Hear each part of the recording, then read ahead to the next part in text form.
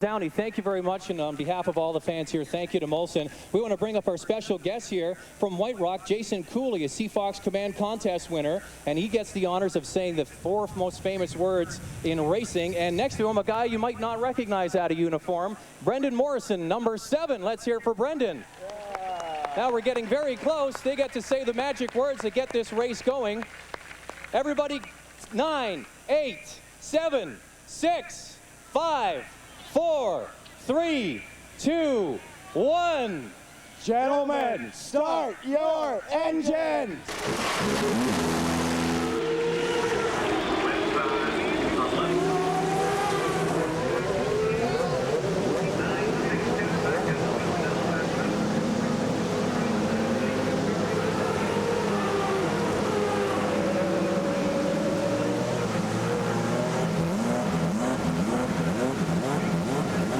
With the command having issued forth, 19 Ford Cosworth engines are brought to life. 20,000 horsepower or so, about ready to move onto the course here in Vancouver. The exercise that lies ahead constitute 100 laps around, or 2 hours and 10 minutes, depending on which comes first. There will be 3 pit stops for each competitor. They must stop every 30 laps. So that leaves us with 1 short leg within the race. They could come in as early as 10 and stay on a 3 pit stop strategy. They could come in for their first stop as late as the 30th lap. And there you see the windows through the entire event. That will be very important from a tactical standpoint for many of the teams, especially those starting from a little bit further back in the field. Memo, a dozen turns or so, bumpy here and there, crowned here and there. A difficult exercise for every one of them to get around here once successfully, much less 100 times as they begin to pull away from the front. And I believe all of the cars are started and running. Jimmy Vasser was hesitated a little bit in the pits, but I think he is now underway. We'll double check on that. Yes, he has made it out. Now let's ride around and get a course description from Memo Gidley as we look over the shoulder of Patrick Carpentier. Well, heading into turn 1 here, this is critical. It's very wide in the beginning for the starts. Easy to go 2 by 2, but then it narrows up for turn 3. Going to be a little bit of wheel banging and a lot of crowning on the road surface. Turn 4 is leading onto the back straightaway. It's important that you don't have understeer here, that you get on the power early, not a lot of wheel spin, because you're going to be flat out through turn 5, which is about 150-mile-an-hour corner. Very bumpy and sets up for one of the key passing spots on the racetrack heading into turn number 6. Hard on the brakes here, hard on the gearbox, a little bit of curbs on the inside there, heading into turn 7. This is a very smooth area of the racetrack. A lot of teams are working on setups here. It's different than the bumpy parts of the track. It's all about being consistent and having enough grip on the smooth part of the racetrack. Heading back towards turn 9. This is a hard turn. The car is very loose getting in here because you're braking and turning at the same time. Setting up for the complex turn 10, the tightest turn on the track, using a little bit of curbing. Hard to put the power down here. And then the famous turn 11 and turn 12 chicane. Some guys use the curbs and some guys don't, but it's critical to getting a good shot down the start-finish line. So the field about to conclude their first parade lap. There will be 2 of these with a full complement of pace cars out there. Then most of them, all but one, will peel away and the pace lap will be underway. And then Paul Tracy will have the field. Jeff Boss has had some difficulty getting away from the pit area. He got over to turn number 3 or 4. Now they're pulling the car backward. He may not be able to join up and we may have 18 starters. He was scheduled to be at the back of the field anyway. And here we are on board with Paul Tracy, who is heading the grid with his 4th pole of this season, looking for his 2nd consecutive victory in Canada and to extend his championship lead with Bruno Junqueira on the outside, the same front row that we had in Toronto. On the inside of row number 2, Roberto Moreno. Keep an eye on him. He feels good. The development is there. The car has been fast, and he's won on this track. Jourdain on the outside, once a winner in his career. Sébastien Bourdais, the rookie who leads the rookie points and is in the championship hunt, and Carpentier on the outside. Patrick had that crash in practice yesterday in qualifying, but he was 2nd quick in the warm-up today. Keep an eye on him. Alex Tagliani, new team, new look, 2 podiums this year. He could be a factor. And then there is Oriol Servia on the inside of the next row with Mario Haberfeld on the outside. Servia's had a disappointing weekend so far, struggling just a little bit. Tiago Montero, the rookie from Miami, Florida in Portugal, and Mario Dominguez, who struggled this weekend, but he's shown speed this year. If he gets track position, watch out. Jimmy Vasser and Adrian Fernandez. They've been here many, many times. Adrian Fernandez has won in Canada. That was in Toronto. Max Pappas just recently back to the series, trying to develop the car and get used to the Lola. They've been off the pace, but Max is a fast driver, and Ryan Hunter-Ray. Walter Salas in one of the coin cars inside row number 9, and Rodolfo Levine from the Walker stable on the outside of the next row. And Jeff Boss, we saw his car being pulled backward a moment ago. He may not be able to accept the green flag in just a moment from now. We're now into the pace lap. One more time around, and we should go green for the 100 laps exercise that Vancouver is scheduled to be. We have several options to look on board. Sébastien Bourdais will carry us along through portions of this event in car number 2 from the Newman Haas stable. Of course, we'll ride with Paul Tracy from the point as he tries to roll away from the field, much like he did in Toronto, where he built up a lead of 35 seconds at one point. Patrick Carpentier with the helmet cam, a beautiful point of view there. Alex Tagliani as well. We'll look over the top of his head at the action in front of him as he approaches all of these corners. Adrian Fernandez in the Ducati machine. He will be one of our subjects of onboard coverage today as well. And these are great pictures we're getting. The brilliant sunshine has been sustained for the last 5 days. It'll be around for another week, they say, in Vancouver and environs. But what a week it has been for racing enthusiasts here in Vancouver. And there's Jeff Boss coming out of the car. Disappointment, obviously, Memo. I mean, that's just awful when you have to stop before you even start. Yeah, that's too bad, actually. Gualter out there, but it's too bad that he has to start the race and actually not start the race. I know they always fight to, you know, get the cars out there and get the seat time, because that's what a guy like Gualter needs. He needs more laps because he's been gone from the series for so long. Todd Martin. In Patrick Carpentier's players pit, well, Patrick Carpentier had that crash that ended Saturday's qualifying session. At the time, he was trying Paul Tracy's setup on the car. It had been quick for Paul Tracy, didn't prove to be nearly as good for Patrick Carpentier. They went back to what they had on this morning's practice session. It worked pretty well. As Chris mentioned, second quick this morning. He'll roll off 6th, and look for Patrick Carpentier to move towards the front as this race goes along. And the field now snaking its way back onto the front straightaway. We thought we'd have a start at this point, but the yellow flag is out. Now that car in turn 12, that is Walter Salas, number 19 from the coin stable. And I believe the other one we saw earlier, Jeff Boss, was also being pulled backward. Both coin cars apparently have been retired before we get a green flag. Yeah, it was a bit confusing because we've got 2 yellow cars out there, and we're saying Boss, and Salas is on his helmet. So I don't know what happened to Salas. Definitely with Boss, there was some sort of mechanical. With Salas, though, he's actually turned around in the chicane in turn 12 area, so I don't know if he got hit or if he made a mistake and spun out, but it's very strange this early in the race. Meantime, let's go back to the pits. Don Martin. Dale coin team, but early you can see a shot. We have a shot of Paul Newman. Newman Haas wearing a dream catcher presented to him by a Native American woman just the other day.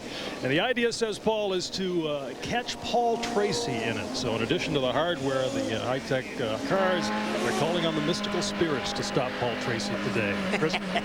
The mind games just don't cease, do they? It's terrific.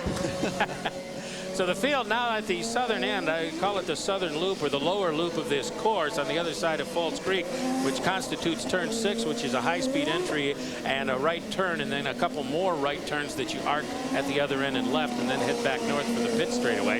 That's where they're passing through at the moment, and we are into the elapsed time of the event, but under the yellow, because they have to go to get Walter Salas's car, which is in a precarious position in turn number 12, just before the pit straightaway. So it's a little bit of a hesitant start here in Vancouver, as the lap count should be underway very shortly, but we haven't got them up to speed yet. And of course, this is an anxious moment for everybody in the cars. They're ready to do battle. They're ready to go fast, and they can't do it just yet. There you see the scene of the difficulty, and it doesn't look as though the car is yet up on the hook. So it'll be at least another lap, perhaps longer, before, in fact, a couple more laps before we can get to green and get this thing underway. Yeah, it's kind of when you're a driver out there, and the first thing you want to do is you just want to get this race going so that you can start racing. There's so much buildup, and it doesn't just start with today. It starts with the week or so before this race even begins. So this kind of a delay really gets everybody kind of anxious a little bit more. It's probably going to make turn 1 a little bit more interesting. Well, it's a warm day. The sun is high in the sky, and the pavement is hovering around 100 degrees. The air temperature about 80 to 85 or so. You had mentioned the smooth nature of the pavement here. I mean, it's bumpy, but the pavement itself doesn't have much abrasive quality. Hard to get heat in. Does this help them in that regard? Yeah, this does help. This track is notorious for, very, very difficult to get the tires up to temperature and get the grip to go fast right away. So having a few extra pace laps, as long as they use it correctly and are able to, warm the tires up, you're going to see different techniques. Guys weaving back and forth, guys slowing down, speeding up to spin the tires, or just plain gapping, getting a gap in front of you and taking a run at a couple corners at speed to try and get the temperatures up and get the, the traction there for you. Well, all eyes in a moment will be on J.D. Wilbur on the flag stand, whether we'll get the one-figure signal and whether or not he will tell them one more time around and we're going green. These laps are being scored. We now have gone one lap with Paul Tracy in the lead of this event, and Jeff Boss and Walter Salas are listed in the 18th and 19th positions with no laps concluded, and it doesn't look like they will compete at all today. In front of the Science Center, this is the chicane, a complex of turns here that require a fair bit of precision getting through there in order to set up for this corner onto the front straight. It all works in combination, and the chicane's part of it. Yeah, the chicane is a real key. It's real easy to get into the chicane too hot, lock up the tires and slide a little bit wide and not have a good run down the start-finish straightaway, which opens up an opportunity for somebody to pass you. So the chicanes, the timing of them, not hitting them too hard, not damaging your car, very important. Sometimes it's just not a good day for an owner. Don Martin's with one of those. Dale Coyne, and can you shed some light on what happened out there in warm-up? The guys were just trying to warm up their tires, and Jeff just kicked a little sideways right away and tapped a wall, and I think Walter was hoping to slide it through this chicane a little harder and just took too much curve, and it kicked the car sideways on him. So both guys trying to get their tires warmed up a little too aggressively. Any indication as to whether either car can actually? No, they're both done. Jeff's is the least damaged, but they broke the wheel pretty hard, so we'd be afraid to run that upright. So yeah, we're done. Tough weekend. Well, thanks, Dale. Todd Lewis. All right, Bruno Junqueira's pit. Of course, he's starting alongside Paul Tracy on the front row. Asked the team, is he going to go for it? Is he going to go get him right away? They just calmly shook their head and said, no, we'll wait. This is a 100-lap race that's already underway. They figure they've got plenty of time. Well, it's now a 98-lap race. It'll be 97 when we get to green, I do believe, as they begin to pick up the pace.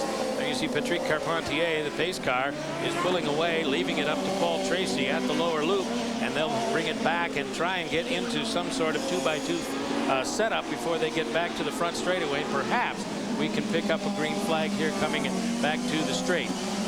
Coming up to the chicane one more time. This will be the conclusion of lap number 3. We mentioned the pit stop windows. The first stop must come by lap number 30. The window opens at 10 laps in order to keep it as a 3-lap race. And now there goes the pace car off. Tracy leads the charge onto the straight. A little bit ragged back there, but they come out. Now they'll line it up. J.D. Wilbur will take a look, and he looks and he raises the green flag. We are underway in Vancouver. Critical turn 1 coming right now.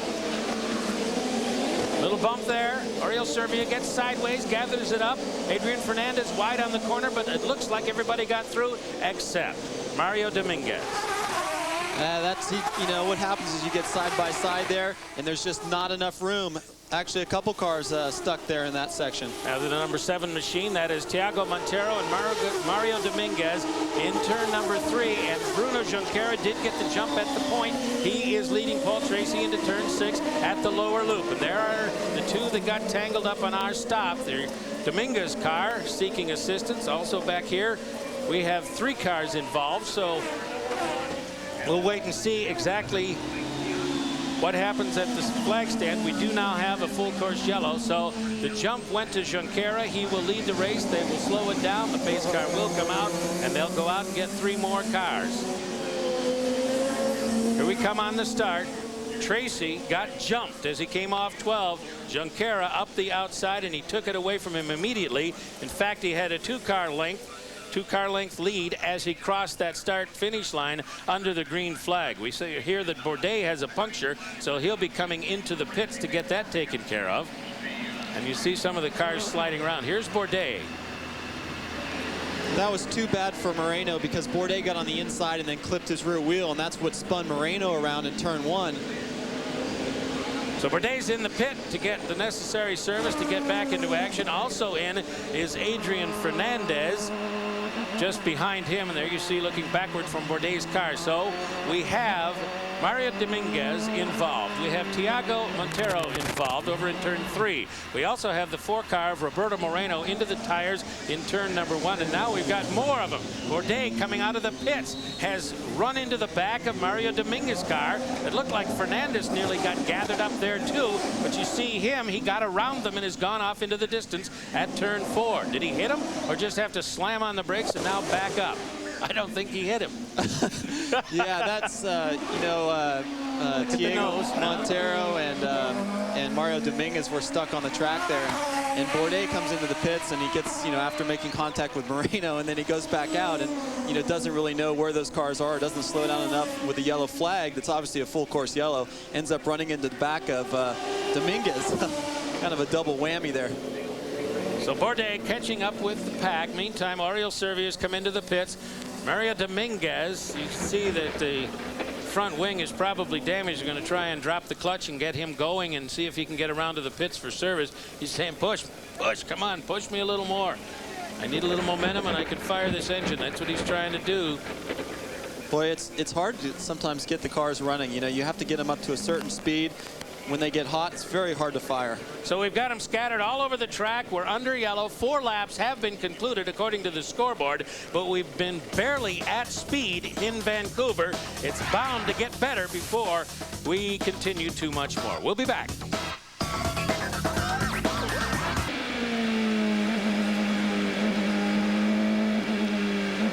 Back in Vancouver, still under a full course yellow, but just a lap to go for the leaders on the front straightaway. We're looking back out of the cockpit of Mario Dominguez's car. He has wing damage and is expected into the pits to get that taken care of. Meantime, those that are pointed in the right direction and whole are still warming up their systems. On board we are with Bourdais, and Todd is there. Making his 3rd stop already of the afternoon. They had tire pressures that were too high on the previous set. They inspected the rear wing, or front wing rather, after that contact. It appears fine. Sébastien Bourdais topped off and ready to go.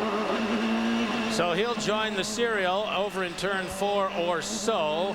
Mario Dominguez, meantime, in the pits. Let's go there. They're changing the tires. They will remove the front wing, Chris. They'll take it off. If they can replace it, they will. If not, he'll do another lap just so he doesn't get another lap down. It looks like now they can put that front wing on, in addition to the change in tires, and then Dominguez will be good to go.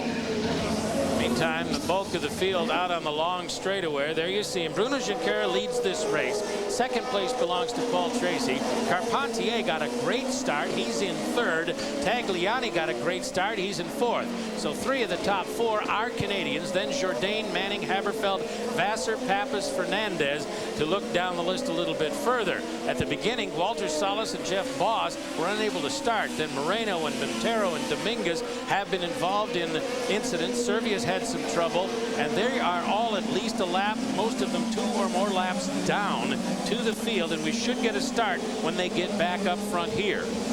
I'm pretty sure Paul Tracy was surprised how early that green flag was thrown, because he's not one to sit back, and I think he's a little bit ready to go here, a little anxious. Well, already picking up the throttle is Junqueira, and Paul goes with him. The pace car is off and the green flag is out. This is the conclusion of lap number 7 of 100 in this event. Perhaps we'll put a few green laps together now that we've got things a little bit sorted out there. Some of them still working on damaged race cars and their setup and tire pressures, but the contenders are sailing off into the distance onto the straightaway. The first time really in anger that they've gone through this piece of pavement in the last 15 minutes. Bruno got a little bit loose through turn 5. It might allow Paul to get a little run, but I think he's just a little far back to make it happen going into turn 6. Turn 6 right here, hard braking area. A lot of people miss this corner.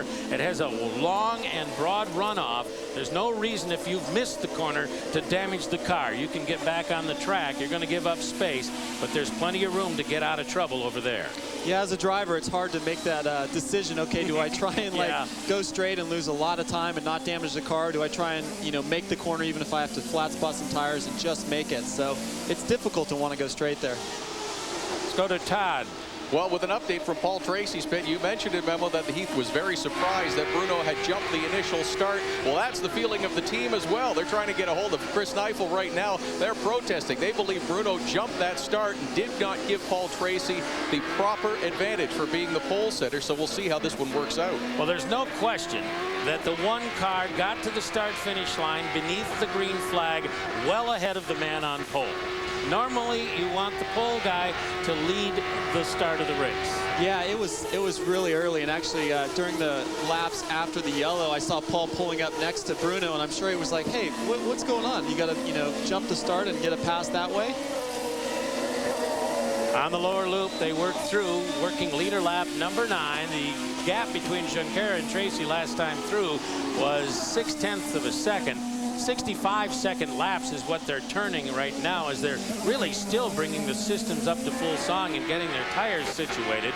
We've only had 2 2/3 laps at speed, so heat into the tires is still a little bit of an issue. Not so much as they conclude this 9th lap of the event, and into turn 1 will go, and the gap grows just a little bit that time through as the leaders trim a second off their lap time. The fastest race lap in the history of this event has been 61.5 seconds. They just ran a 64.1 at the front.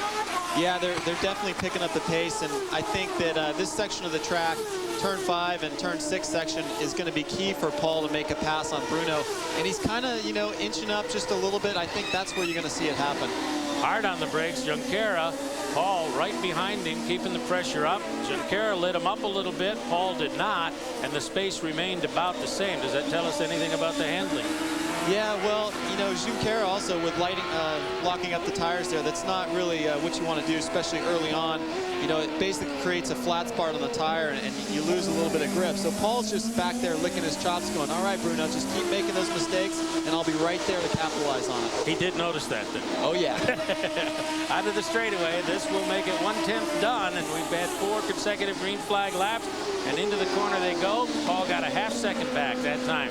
So whatever he did to pick up the pace, it worked. He is now very close and in contact with Junqueira. 64.3 that time around for Junqueira. 64 seconds flat for Paul Tracy. So it was a speed up by Tracy, not a slowdown by Junqueira. Yeah, Tracy's car seems to be coming into its own. It seems to be working pretty well. He doesn't seem to be throwing it or sliding it around.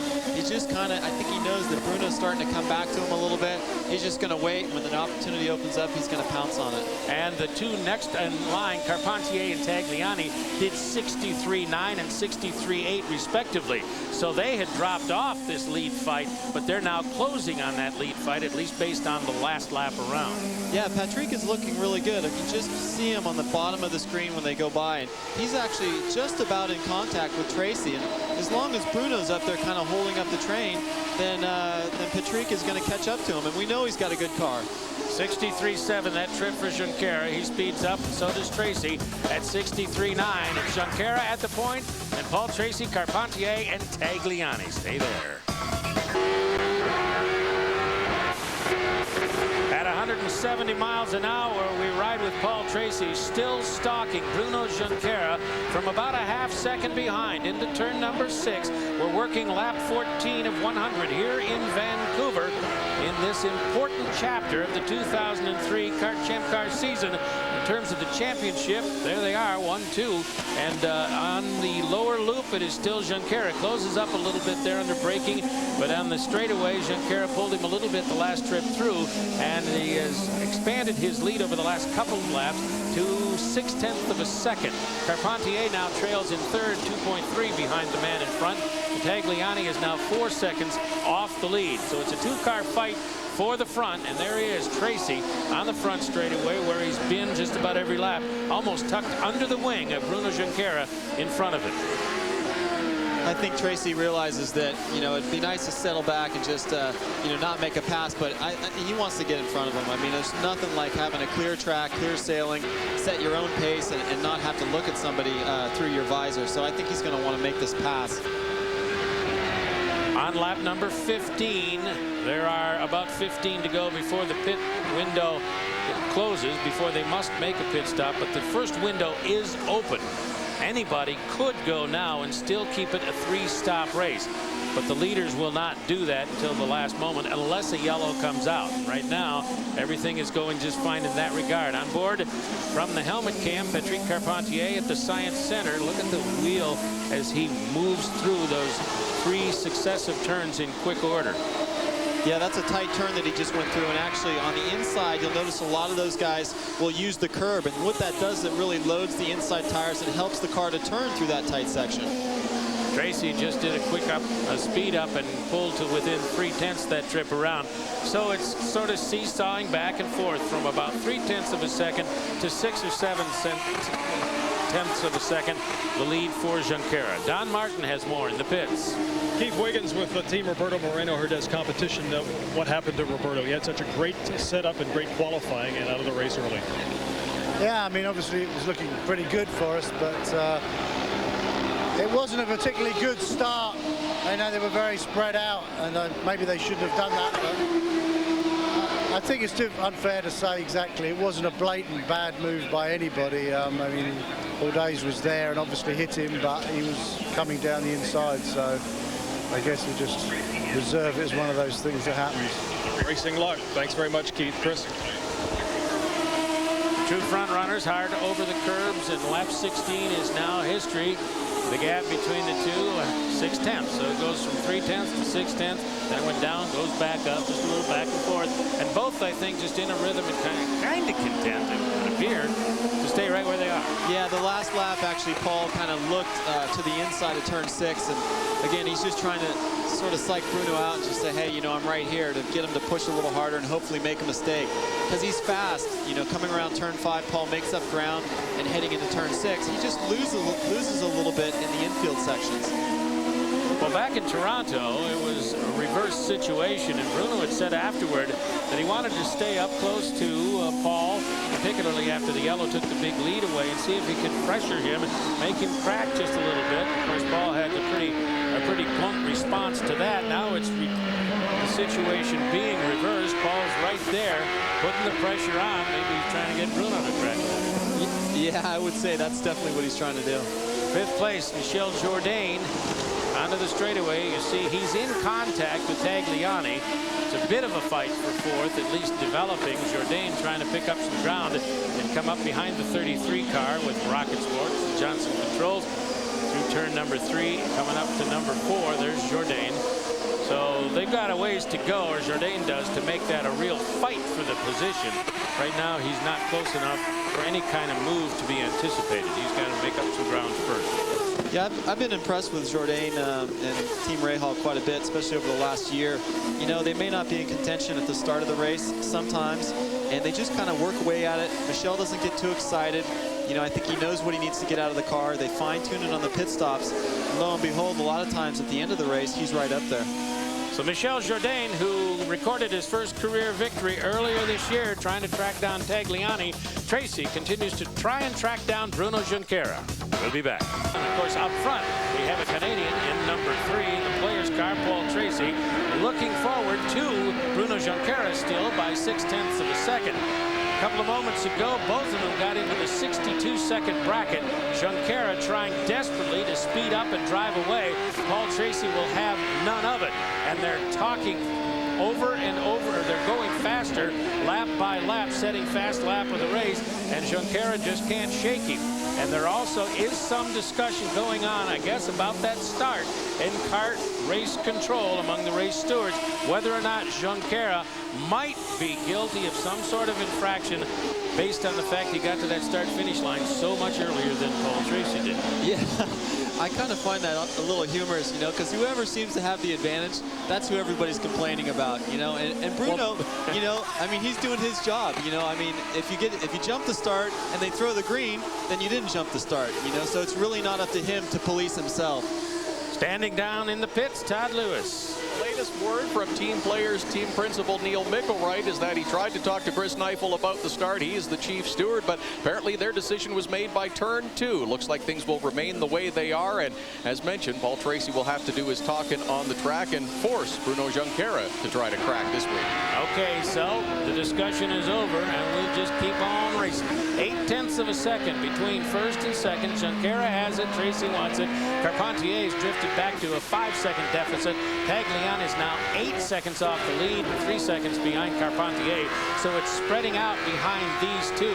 Junqueira just did a 62.7, now a 63.0 as he hits the lines again. And Paul Tracy comes by a little bit quicker than that, closes the gap again. Seesawing back and forth, and it's going to be these two guys for a while. Apparently, we're now 8 laps away from the required pit stop, and that could change the picture before we get much further beyond that. It often does change in the pits. Yeah, it sure does. Pit stops play a huge, you know, impact on how you finish out on the racetrack. You know, it's very difficult to pass one car out on the track, but in the pits, if you're a second or two quicker, you'll pass the guy.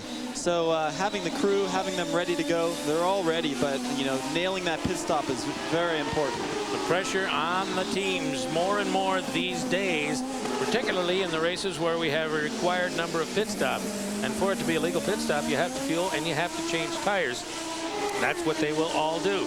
There have been times in the history of this series when people elected to go with fuel only and stay on a set of tires, but that is no longer a possibility. Let's go to Todd Lewis. With more on Michel Jourdain, he got held up in that initial incident at the start, and that's how some of the other players got around him, but just spoke with the team. He's now turning his fastest laps. He's gaining on Alex Tagliani, and he's developed just a little bit of a push, but generally likes the car, fellas. He's lapping at 63.9 last time around in lap number 23.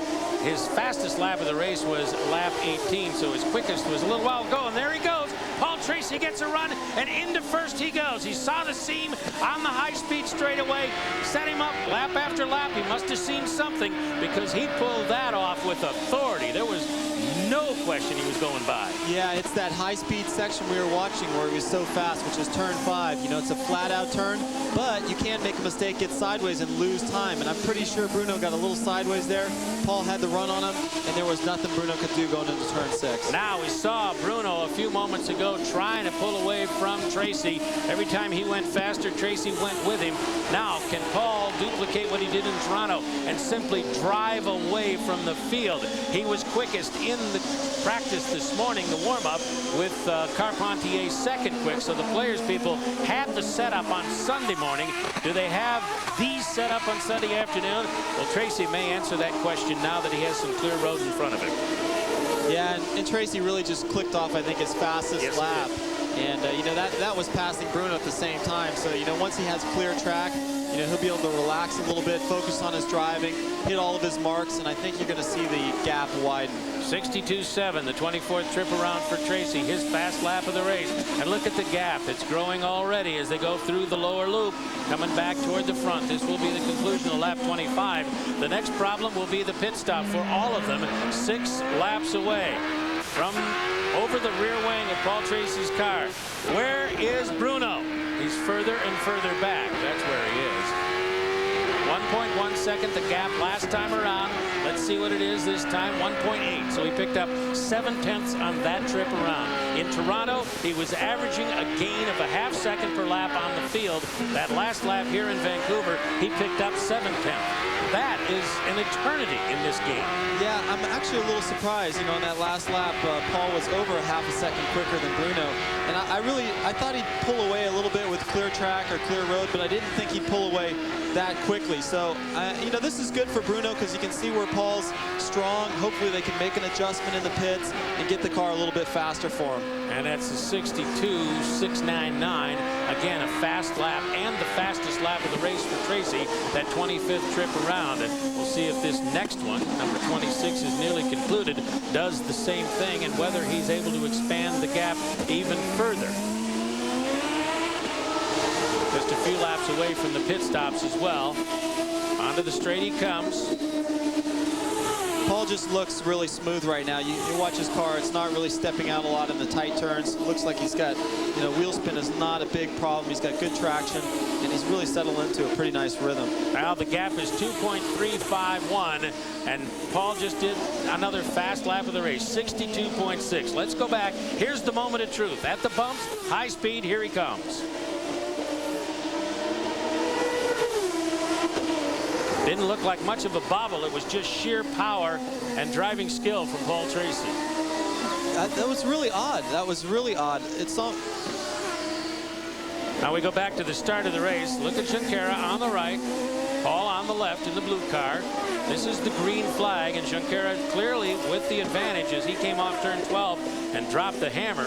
Paul Tracy swinging by and wide, a couple of lengths behind at the start. There may be some further discussion about that. But as far as the stewards are concerned, our latest information is that they're not discussing it anymore, period. Here comes Tracy again, another fast lap, fastest of the race, 62.2. He's now 3.3 seconds in front of Bruno Junqueira. He is flying away. Unbelievable. Yeah, I was just saying before that was odd, that pass that Paul made on Bruno, because they were actually already halfway down the straightaway between turn 5 and 6, and it just sort of appeared that Bruno slowed up a little bit. I don't know if the car popped out of gear or if he had a problem with, brake pedal, something, but there was something that was odd that maybe we haven't heard about yet that made Bruno slow up a little bit there. Updating those further back, we have Carpentier in third still, 10 seconds behind Paul. Alex Tagliani in fourth still, 13.6 behind Paul, and Jourdain now 14.4 behind Paul. Let's go down to Todd Lewis. Well, you're right, fellas. The discussions apparently did continue between team players and kart officials, and they saw the light, as it were. Bruno Junqueira was told, move over, let Paul Tracy by. He's by and gaining a big margin of lead very, very quickly, but that is the word. He was told to let Paul by. Well, Paul now in turn number 2. He just did a 62.3. Now that's not another fast lap. So he did 3 consecutive fast laps of the race, got up to 4.2 ahead of Junqueira, and now is faced with a pit stop just a couple of laps from now. Carpentier has got his 28th lap in, so does Tagliani and Jourdain and Manning. All of them will be coming to the pits very shortly, along with Haberfeld, Vassar, Pappas, and Ryan Hunter-Ray. All of them must hit on the same lap. The rest of the field out there has a little more time because they pitted under the yellows and changed their sequence. On board we are with Patrick Carpentier. This is turn 6, diabolical. And look at the bumps down there. I mean, this is a rough course. You told us about that, Memo. Yeah, it is rough going down that back straightaway between 5 and 6. The car is bouncing off the ground. Your helmet's bouncing. You're trying to downshift. Everything is happening out there. It's actually kind of a relief to get in the section he's in right now, because although it looks still bumpy, it's relatively smooth to the back section. There's Paul Tracy at the line. Lap 29 is done, so he'll make a pit stop next time around. 62.3 that trip. 5.4 is the lead against Junqueira. Of course, at Toronto, he was able to build up a lead of more than a pit stop. He was in and out before anybody else came into the pits, which is a tremendous advantage. He doesn't have that advantage here, but he will get to his pit, which is the furthest one down pit road toward turn 1. He's in absolutely position A1 to get in and out cleanly. Yeah, he is for sure, and having a fast car, he's obviously just ripping off the fast laps right now. Even though Bruno had to let him by, for the initial jump on the start, still Bruno's not able to hang with him, which is a little surprising. I really thought something was wrong with Bruno's car, and that's why he was falling back. At the chicane, a couple more turns, and this time when he gets to this short straightaway here, Paul will stay driver's right, and into the pits he comes. It's kind of a tricky entry right there, and he's on pit road. Now he's got to go all the way to the other end, 50-mile-an-hour speed limit here, so he's on that button. You hear the engine popping when he gets too close to 50, and his guys are there ready for his pit stop. It'll be crucial, even though he's got a 5.4-second lead. Here he comes. Keep an eye on it. On the marks, it would appear. Up in the air. Fuel hoses in, tires going on. Keep an eye on that front wing. Will they make adjustments? Here's Junqueira at the other end getting his service. All done. I didn't see any adjustments. He got all the service and off he goes back onto the course. And Junqueira hesitates on the start. Did he stall it? Apparently he did stall it. We're going to have to pull it back. Now the inertial starter is in the back, but he's giving up all kinds of space on the track. You saw Tagliani go by. He will not be in second place now. As they all come into the pits, it looks like Patrick got by him. I think so did Tagliani. Junqueira fourth, fifth, or perhaps even worse than that on that pit stop. That's a disaster. Yeah, that's tough. You know, when the race leader makes a perfect stop, which Paul looked pretty good on the marks. The crew was right on the money. And then Bruno stalled it. You know, that's going to lose you some positions, and it's just going to be a long day for those guys. To be very difficult to make up any positions on the racetrack. So the first round of pit stops for the contenders is concluded. Tracy has the point once again, followed by Carpentier and then Junqueira further back. The yellow is back out in Vancouver. We're on board there with Alex Tagliani's car, which is now in the process of being picked up. Let's go down to the pits. I don't know exactly what happened. Maybe Todd Lewis can tell us with the owner. Well, hoping to find out from Paul Gentilozzi. Did you know exactly what happened to Tag? Yeah, he got hit from behind and shoved into the tires. We have no idea why. Obviously, it was an outlap. You know, in racing, these kinds of things happen, and it breaks your heart. Because the driver's trying his heart out. We had a little tire pressure problem that we fixed on the pit stop. We'd have been much faster the second stint, but you don't get a chance. This is frustrating for Paul Gentilozzi and Alex Tagliani. Thank you. We hate it. The other car involved is Thiago Montero, who is 4 laps down. Let's take a look at it from Tagliani's car. There goes Montero. Tagliani's getting heat in his tires. Montero makes a move and then moves over as Tag moves into the chicane right in front of the Science Center, and there's the contact. And there they are, meeting and discussing the situation. Montero, I think, trying to console his compadre. Yeah, that's a tough situation to call either way, because Tagliani's coming out of the pits. He's obviously going to be like 4 or 5 seconds off the pace because his tires are cold. And Thiago's out there, and you know, he's having his own race. He's a few laps down, but he doesn't want to, you know, sit back there and wait for everybody else to catch up or put him another lap down. So he's trying to get around Tagliani as quickly as possible, but you know, it should have left a little bit more room so he didn't run into him. Montero was on warm tires near the end of a run. He had 7 laps to go before he had to pit, and he was just trying to get around him on warm tires, and Tagliani trying to get his fresh tires taken care of. And there he is once again. A couple of years ago, he was on pole and led 2/3 of the race, and his car broke in just about that same position. He may be leaning up against the same wall, waiting out the laps like he did 2 years ago. Paul Tracy leads the race after 33 laps. Patrick Carpentier is now in second position. It's a player's day in Vancouver so far. What an amazing development this is. Carpentier, who crashed yesterday in qualifying, wasn't that well qualified and had struggled somewhat through Friday and Saturday in second place in this race. He gave us a sign that might happen by going second quick in the warm-up this morning, but it's broken pretty well for him even there.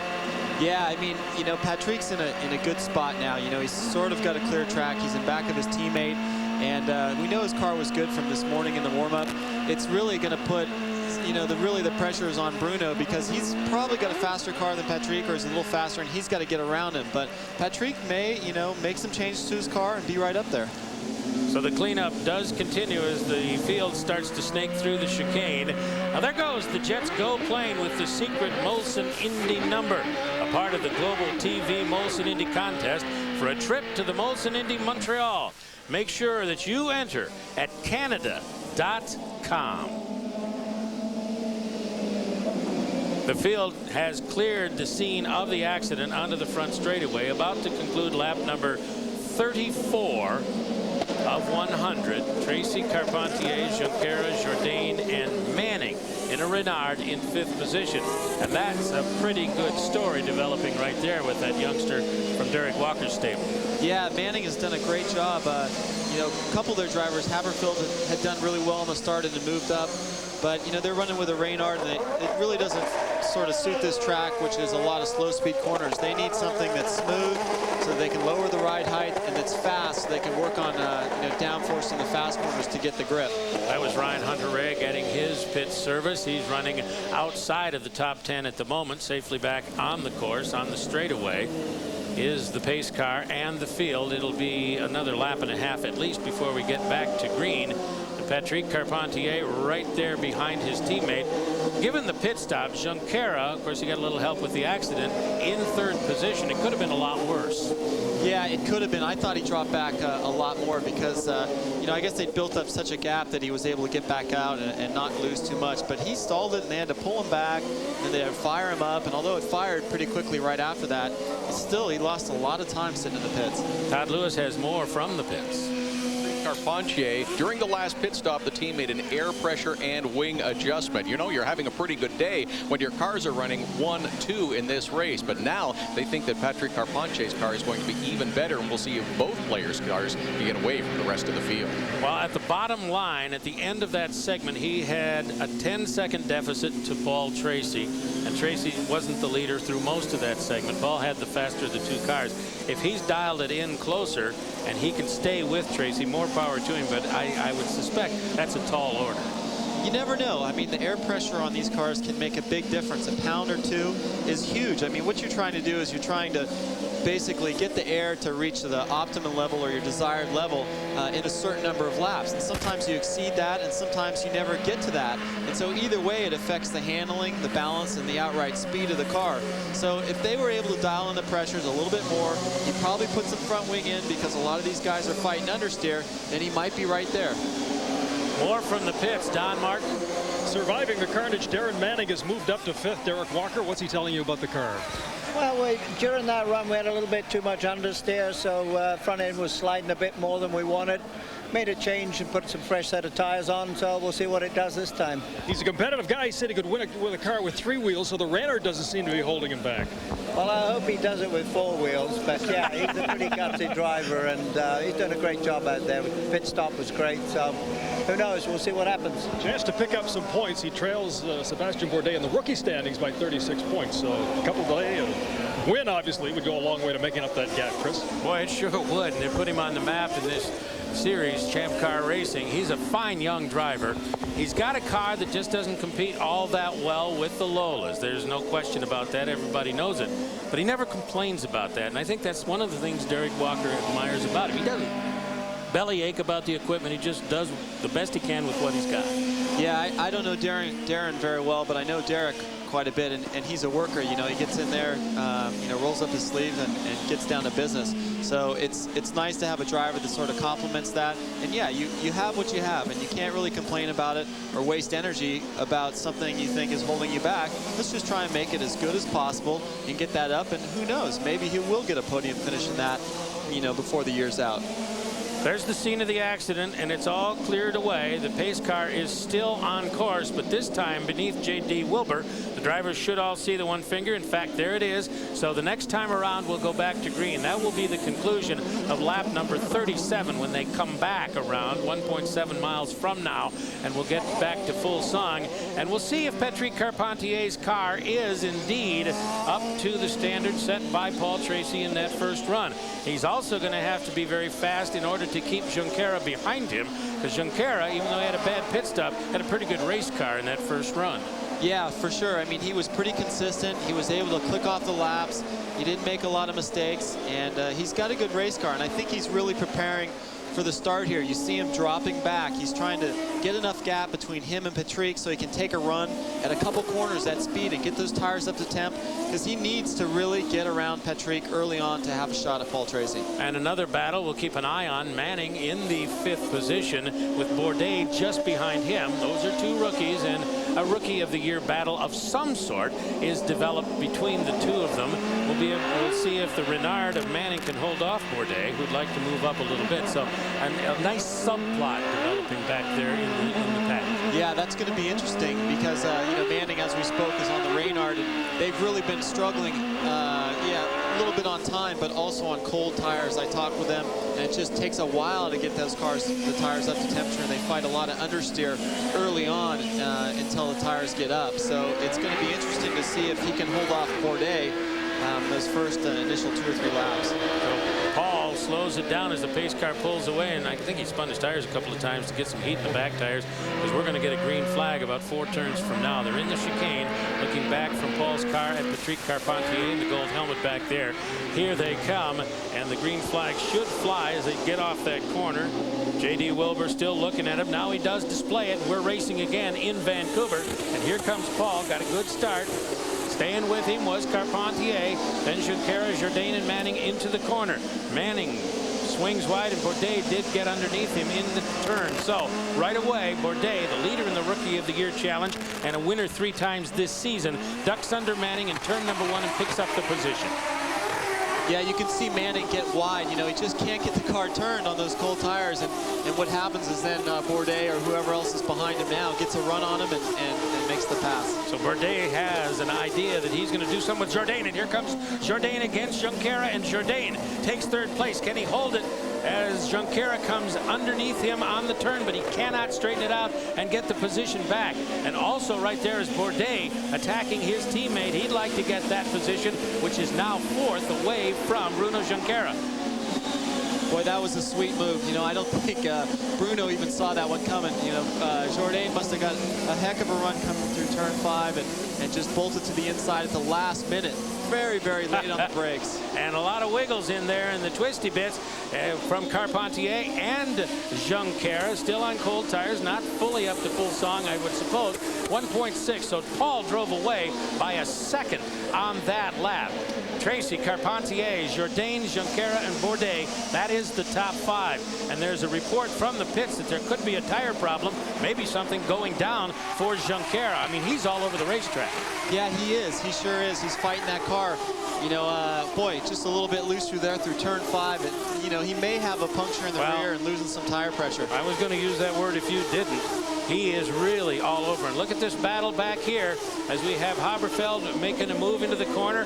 Darren Manning still trying to hold on to his car. That was against Ryan Hunter-Reay. Haberfeld got through. Mario Dominguez, who had trouble at the beginning, trying to fight his way back into some sort of position and back to the points. He is a couple of laps down, but fighting with that serial, getting good seat time, quality seat time. These guys are all over each other. Mario right there as he moves up behind Ryan Hunter-Reay, trying to get a handle on him, and so far not able to do that. Max Pappas in that serial also. Rodolfo Levine is there. Paul Tracy's concluded his next lap and now leads Carpentier by 2.7. So Tracy is drawing away in great big hunks of pavement lap by lap. Yeah, Rodolfo Levine down to the inside of Pappas, nearly touching. Pappas ducks down inside. Oh, very close. Some classic slice and dice there. Gets on the inside of him, you know. Can't hold it, slides out wide. The other guy comes back and attacks. Very good. That's a battle for position between Pappas and Levine. It was Pappas's position at the start-finish line. Levine went by, then Pappas answered back. There's Jimmy Vasser. He is working against Pappas, or was a moment ago. Also trying to move up. That is Mario Dominguez, who is picking up some time. Now, this is not for position. Dominguez is driving by these guys, but he's 2 laps down. No, this is for personal satisfaction. There you go. I mean, you know, he's a couple laps down. He had that problem early on. You know, he's got a pretty good car. He just passed Vasser, and so he's moving up. It'd be interesting to see. He could get a break and catch a lap, but it's doubtful that he's going to get 2 laps by the end. Here we are at the front. Second place funnels through. That's Carpentier. He's a second in front of Jourdain. And Patrick, that trip was 3.1 behind Tracy. Tracy just ran a 65 on a relatively heavy load of fuel, 20 laps away from the next pit stop.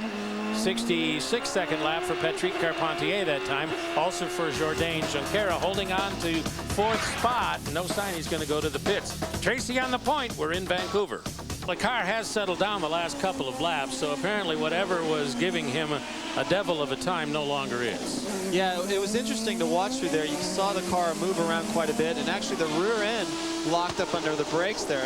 It wasn't the front end, so it's almost like he had a little bit too much rear brake bias at that point. And with the tires being low, starting off cold, the car just snapped sideways, and he really couldn't do anything to protect the inside line there from Michel. Watching the steering input of Patrick Carpentier in second place. He's lapping at 63.9 at the moment and is now behind Tracy by 5.5 seconds. Jump forward. There, as you see the interval. Tracy's at the other end of the straight in the brake zone for turn number 6. These rumble strips on the right are pretty high, about 4 inches. You can get on them, but you better do it the right way or you're going to hurt the car. Yeah, turn 6 is a, they call them like gator strips. They're not a solid piece. They are kind of rumple strips.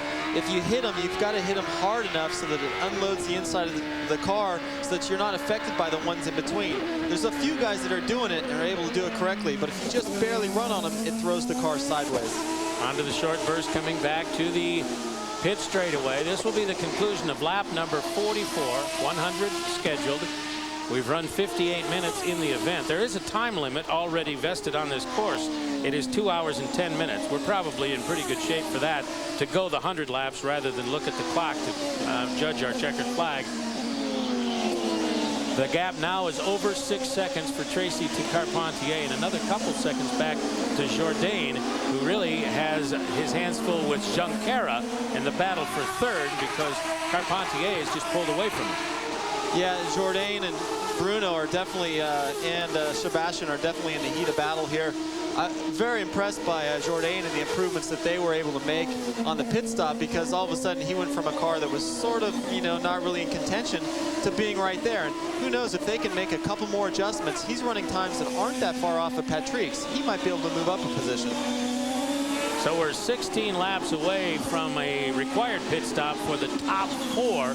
Bourdais and Fernandez in the next position are 18 laps away, slightly out of sequence. And let's go downstairs once again. Todd Lewis is standing by again. A little update on Adrian Fernandez, fellas. He had a horrible weekend to start. Asked the team earlier in the weekend how they were doing and what they were going to change after the first qualifying session, and they said everything. Our car was terrible. However, it certainly is getting better today. He started in 14th position. He's up to 6th, and had a little build-up on the tires earlier, but he is very happy in that car right now. While the leader's lapping in the 62s and Fernandez is lapping in the 64s, so he's not going to drive to the front, but he can rescue a weekend on Sunday. He knows how to do it, and he's a good example of why you just keep your nose clean and wait for things to happen and keep out of trouble on a track like this if you can get track position.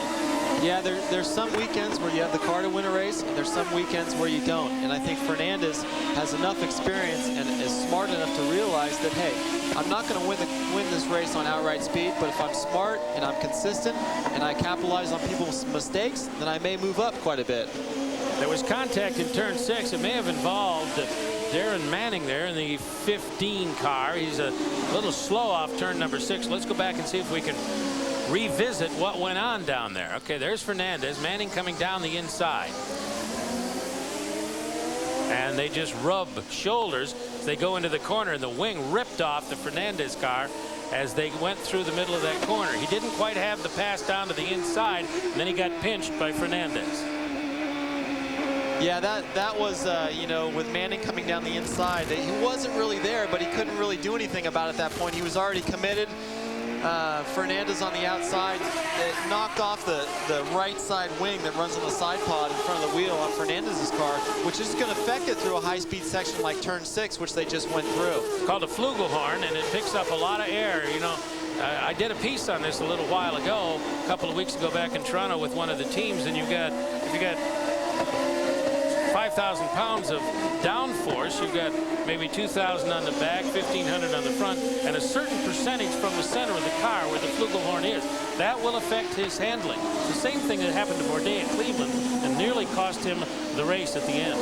Yeah, it's a big, it looks like a small wing, but, I always tell people they don't understand how a wing works. Put your hand out of the window at 60 miles an hour and see how much the air pushes it down. And then imagine actually creating a wing that's designed to create downforce.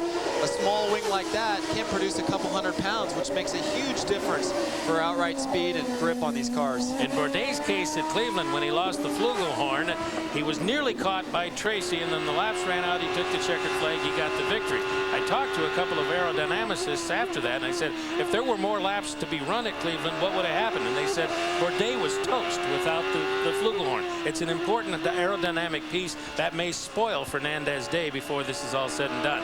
We're riding with Bourdais. He is in the 5th position. Let's go downstairs to Todd Lewis again. Well, another check with the Adrian Fernandez team. After that contact, they did lose a little piece of the aerodynamic bodywork, but Adrian Fernandez not complaining about a problem in the car right now. So again, he's going to hopefully soldier on and continue to hold a pretty strong position. To Don Martin. Routine maintenance scheduled for the next pit stop for Darren Manning. They are gradually preparing for that. There's no emergency. His car was all right despite the contact there. So all A-OK system for Darren Manning at this point. Chris?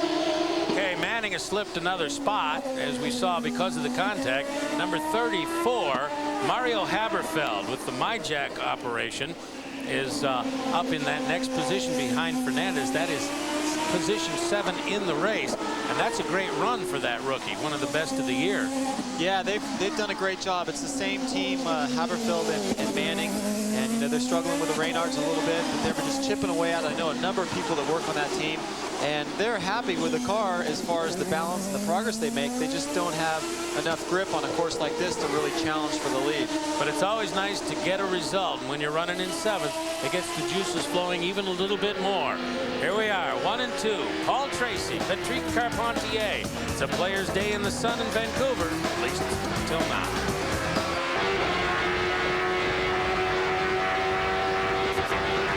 Paul Tracy on the point, working lap number 52 here in Vancouver, looking for a Canadian double. He won at Toronto. He's now looking for a victory from pole here in Vancouver, and he is sailing along, having built his advantage up to 9.2 seconds against second place Patrick Carpentier, 14 seconds over Jourdain, 14.8 over Bruno, Junqueira, and more over all the rest. As we ride along on board with him, I always like to at least spend some time in mid-race with the leader on board if we can, Memo, and just take a look at how it's happening. Take a look at the tires as they heat up and cool down through corners and this, that, and the other thing, to see if there's anything that might give us a clue the thing is that it's perfect or something might be a little right. Yeah, the big clue, I think, when you're watching on inboard like we're watching right now with Paul Tracy, is they really don't see a lot of corrections from the middle of the corner out with the steering wheel. And you know when the steering wheel is smooth coming out, he's not having to push that hard, his car is hooked up and he's not sliding around. So chances are, you know, he's got a consistent car that's going to go these times, all distance long, all race distance. And it's really up to the drivers behind him to make the adjustments or to drive harder to catch him. Fast lap of the race is Paul Tracy, 62.277. He's just done a 62.576, so that's fairly consistent. His fuel load is nearly burned off. He's got 8 laps to go before he must pit, as does Carpentier, Jourdain, and Junqueira. Bourdais and Fernandez, just behind those 4, have 10 laps to go before they pit. If they stay out, they'll go 1-2 in the standings for at least a couple of laps. Paul Tracy on the left, Patrick Carpentier on the right. That's the players' tandem running 1-2 at the moment. Here comes Tracy to conclude another lap. Carpentier has now put his 53rd down. He trails by 9.5, and it was a 62.7 lap for Tracy that trip around. Again, in the same range of time. Don Martin. Here is Stefan Johansson of the American Spirit team. The veteran Jimmy Vasser sandwiched between a couple of rookies out there, but in the top 10 and having a heck of a run despite some of the obstacles you've had to overcome this weekend. Well, we had an issue with the tire pressures there in this the beginning of this run. He's doing good lap times now, but we lost almost 15 seconds on the first 10 laps because he just couldn't get the tires up to the operating pressures. And he was just dancing around all over the place, car hitting the ground everywhere. So we obviously need to readjust them a little bit higher for the next run and see how it goes. It wasn't so long ago that Vasser was dominating this series. How's he adjusted being with a brand new team? Well, I mean, he's been a huge help for the team, obviously, and that was the intent, to have an experienced driver, obviously. I think that obviously we're hampered somewhat with the chassis we chose for this year, and we're doing the best we can, but right now we're obviously we'd like to do better for sure. In position to pick up some points today, Chris. The chassis they did select for this year was the Reynard, and everybody has the same problem if they're in the Reynard, particularly on courses like this. If you have to run the ride height up a little higher, which you do here, you do in Toronto because it's bumpy. Otherwise, you're all over the ground like he said Jimmy Vasser is. But if you go up, the Reynard just doesn't handle as well, and that's a big deficit. Yeah, it really comes down to the problem with the design of the under tray, which a lot of people don't realize that the underside of the car is a giant wing. You see the ones on top of the car, but underneath you don't see that. And you know, I talked to a lot of the Reynard teams, and they actually had discussions with each other early in the season about grouping together and designing and spending some time in the wind tunnel and try and get that better, but it never came together. So they're basically using the under trays from a year or two old, which is not as good as what the Lola has right now. Bruno Junqueira continues to run in 4th position, trying to track down Michel Jourdain just ahead of him. There you see Carpentier and Jourdain. Here they come on the front straightaway. There's Junqueira, and behind him Bourdais. So they're all in contact, visual contact with each other, although nobody in that serial now is in position to make an attack to improve their spot in the standings. And coming toward the end of the run, one might suspect they're going to stay right where they are, get all the new tires and the fuel load and all that sort of thing, and see what their crews can do for them, closing the gap, then go from there. 5 laps before they must pit. Yeah, they really, you know, the 2nd through 4th, Carpentier, Jourdain, Jourdain, Junqueira, and Bourdais, they're all running about identical lap times. I really actually like the way Bourdais' car is working right now, and he's actually sort of caught up to that gap just a little bit closer. And you'll notice, like in turn 2 on the exit, when he's running over the curb, he's really able to like bounce over the curb quite a bit without upsetting the car. So I think he might have maybe a better car than the 2 guys in front of him. He just needs to get it a little faster to catch up to him. Well, let's look at the clock. He's at the line now. He ran a 62.7 right there. Paul Tracy just ran a 62.4. He's got a good car. Bourdais was faster than Junqueira and Jourdain and Carpentier in front of him that trip around. So what your eyes told you, the screen confirms. That's why I get paid the big bucks, huh? There we go. No, it's true, though. You can really watch it. You can see what's happening. Now what they have to do is they have to make it so that those tires and this handling comes up earlier in the run. So he's able to challenge the guys ahead of him earlier on and not really so late like it's happening right now. They're in the lower loop. Paul Tracy's 13 seconds ahead now of Patrick Carpentier, having turned a 62.4 just a second ago. We're closing in on that 2nd pit window, and the lead contenders are right on schedule.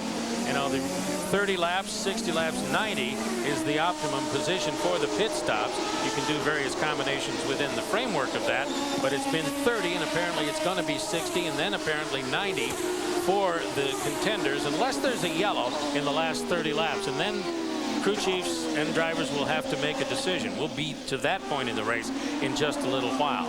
There goes Carpentier through the corner. Carpentier is actually backing up a little bit. I'm not sure if he hit lap traffic or if just the other guys are a little faster. I'm tending to think that the guys behind him are catching up to him, and you know, maybe his pressures have gone up a little too high. The car's starting to slide around a little bit more.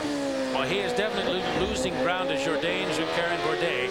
The last 2 laps, all 3 of them have run faster than Carpentier, and Patrick has fallen 14 seconds plus behind Paul Tracy. Almost a full pit stop now. Not the kind of advantage that Tracy had at approximately this point of the race in Toronto, but it's pretty big. Yeah, that's a huge lead. You know, Paul's just out there cruising around right now. And, you know, it's really going to be tough for these guys in back of him to catch up to him. But we do have a great battle going on between Carpentier, Jourdain, Junqueira, and Bourdais. And, you know, they're each fighting their own problems, but they're running about the same speed. So make some changes, and it's going to mix it up back there. Paul is about to catch Pappas, Ryan Hunter-Reay, and Rodolfo Levine sometime during this lap, perhaps. He's less than 2 laps away from a required pit stop as he turns in on turn 6 at the lower loop. So that traffic, you can see the wings of the last car there. Pappas just disappearing into the distance, but he's going to come to terms with them here in just a second. And all of those fellows are well back in the event, of course, and not faced with a pit stop before Paul will be coming in. At the chicane. Yeah, the lap traffic is not really going to pose a problem for Paul because he's not under pressure. If you're behind somebody you're trying to pass and they come up on lap cars, it really opens up a heck of an opportunity for them to get blocked and you to get around them. But for Paul, he's just going to, you know, pick his shot here and blow by this guy and be down the road. He will be in next time around onto the straightaway. That's Pappas just in front of him as he accelerates. Here come the second, third, fourth, and fifth place cars. Carpentier certainly in contact now with Jourdain and Junqueira. They're right there, and so is Bourdais. So that's a very tight serial. And Bourdais doesn't have to pit next time through. Those other three are coming in as well. Carpentier, Jourdain, and Junqueira will peel off this trip around. Yeah, these guys being this close, this is where the importance of the pits and the crews and having a quick pit stop is going to be, you know, positions out on the racetrack. If they're able to, you know, improve a second over the guy ahead of them, they're going to be in front of them. And I think for a guy like Bourdais, who obviously has a fast car and just needs some clear running, it's going to be very important and very crucial. So Paul stayed behind Pappas the whole trip around, decided not to mess with him. Now he's on pit road, down to the speed limit, and he's got to go all the way to the other end to the first pit. He's at the center spot. We'll just wait for him to arrive. Here he comes. Crew's ready. On the marks, we'll let you watch. Again, looking for adjustments.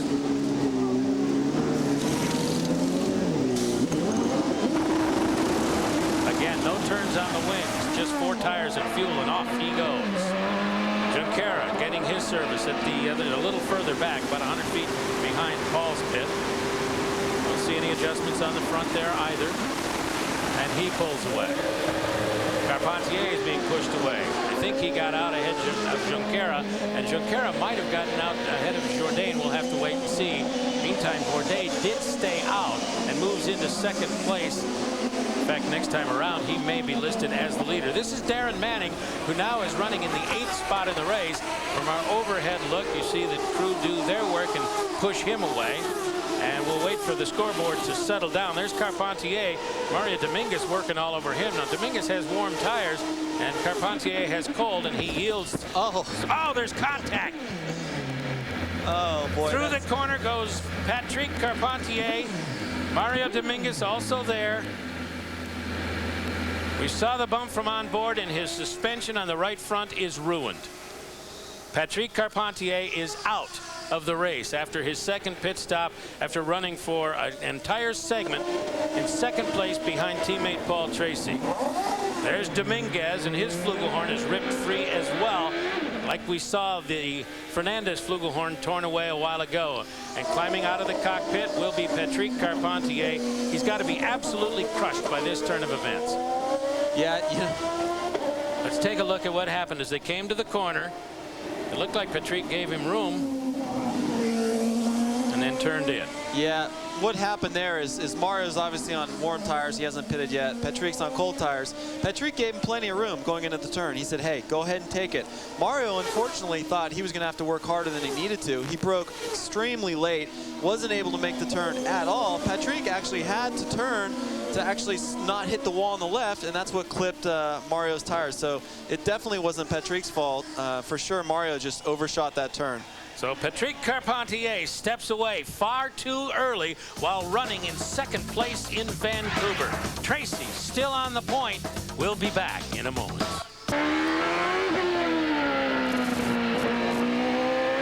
Well, there goes the Jetsco plane with the secret Molson Indy number, a part of the global TV Molson Indy contest for a trip to the Molson Indy Montreal. Make sure that you enter at Canada.com. Well, we've redefined the standings at the top. Paul Tracy still the leader. 16 seconds adrift of him. Bruno Junqueira in the #1 machine.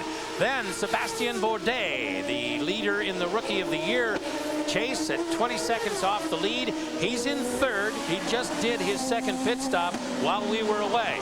Michel Jourdain, who had trouble on his second pit stop, has slipped into 4th position, 23 seconds off the lead. And now, with the retirement of Patrick Carpentier, Adrian Fernandez, even with a damaged chassis and a little less downforce than he might want to have, is in 5th spot, albeit 48 seconds off the lead. Paul Tracy with a close call with the car of Ryan Hunter-Ray hesitated a little bit. On this new set of tires, he's running the 62s. He just ran a 63.2. But again, consistent laps for Paul Tracy, a key to his ability to pull away from everybody. Yeah, I was thinking for a minute that Bruno was going to catch him up, but Paul just is able to pull out those fast laps, you know, right away. Let's go downstairs once again. Todd Lewis. With Michael Cannon from Patrick Carponche's team. Michael, did Patrick say anything on the radio about the incident? Oh, I mean, nothing can be repeated with a family watching, but I mean, obviously, we're pretty disappointed. I mean, players was looking at 1-2, weren't they? And you got some guy who's already had about 14 accidents in one race, 3 laps down, and just drives right into your guy. I mean, you tell me. It's a frustrating day in the Patrick Carponche pit. I don't blame them. They're angry, and I think in this case they have reason to be. Yeah, without a doubt. I mean, it was pretty straightforward. I mean, Patrick really did let him go by there, and Mario just came in there with too much speed and just couldn't make the corner. So there was just no way for Patrick to avoid that situation. And it is a shame because he was a few laps down. Sébastien Bourdais on the straightaway. He's about to put his 66th lap in the books. 3 seconds behind Junqueira in the battle for second. Shall we call it a battle? Anyway, Tracy, Junqueira, Bourdais are the potential podium at the moment as we work leader lap number 67. And there's Mario Haberfeld, number 34, in 6th position in this race. A great run for him in the My Jack car. Yeah, that is a great run. I mean, Eric Bachelard's team, Conquest Racing, they've done a great job. I've seen them race a number of different series, and they run a clean operation. Car looks nice, and they've been working that Reynard pretty hard, just consistently chipping away at it, moving their way up, and having some good finishes. Well, they ran 5th at Laguna and 4th at St. Pete. They've had some good results so far this year, and perhaps another one in the offing here today. We're in Vancouver. Tracy leads it. We'll be back.